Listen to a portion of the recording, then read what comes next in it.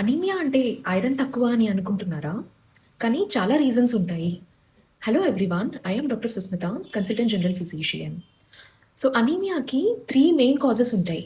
Number 1 RBC అంటే red blood cells production అనేది తగ్గడం. సో దీనికి కారణం బోన్ మ్యారో ప్రాబ్లమ్ అయి ఉండొచ్చు. అంటే బాడీలో బ్లడ్ సరిగ్గా తయారవ్వకపోవడం.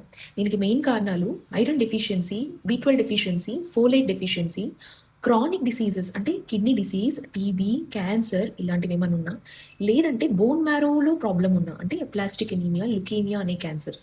సో మెయిన్లీ దీనిలో జరిగేది ఏంటంటే బాడీకి రా మెటీరియల్స్ అనేవి లేకపోతే బ్లడ్ సరిగ్గా తయారవ్వకపోవడం వల్ల. నెంబర్ 2 రీజన్ ఆర్బీసీ డిస్ట్రక్షన్ పెరగడం. దీన్ని హీమోలైసిస్ అంటాం. సో తయారైన బ్లడ్ సెల్స్ అనేవి చాలా త్వరగా నష్టపోవడం అనమాట, అంటే పగిలిపోవడం అలాంటివి. దీనికి మెయిన్ కారణాలు hereditary causes, thalassaemia, sickle cell anaemia ఇలాంటివి, auto immune haemolytic anaemias, infections వల్ల, మలేరియా అలాంటివి, కొన్ని డ్రగ్స్, టాక్సిన్స్ ఇట్లాంటి వల్ల. దీనిలో మెయిన్గా బ్లడ్ తయారైనా అవి బతకడానికి టైం లేక చనిపోతూ ఉంటాయి. నెంబర్ 3 లాస్ట్ కారణం బ్లడ్ లాస్ అంటే రక్తం అనేది పోవడం. సో దీంట్లో సైలెంట్గా బ్లడ్ లాస్ అనేది జరుగుతుంటుంది. సో దీన్ని ఫీమేల్స్లో అయితే హెవీ మెన్స్ట్రువల్ బ్లీడింగ్స్ ఉండడం, లేదు అంటే మిగతా కారణాలు గ్యాస్ట్రిక్ అల్సర్స్, పైల్స్, కొన్ని ఇంటెస్టైనల్ క్యాన్సర్స్, హుక్ వామ్ ఇన్ఫెస్టేషన్ మెయిన్గా పిల్లల్లో చూస్తుంటాం. సో ఇవి స్లోగా జరిగే బ్లడ్ లాస్ అనేవి మనకు తెలియకుండా ఉంటుంది.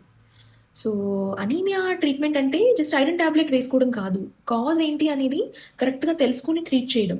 సో మీలో ఎవరికైనా ఇలాంటి లక్షణాలు ఉంటే డాక్టర్ని కన్సల్ట్ చేయండి, ప్రాపర్ ఎవాల్యుయేషన్ చేసుకున్నాక ట్రీట్మెంట్ తీసుకోండి. Thank you.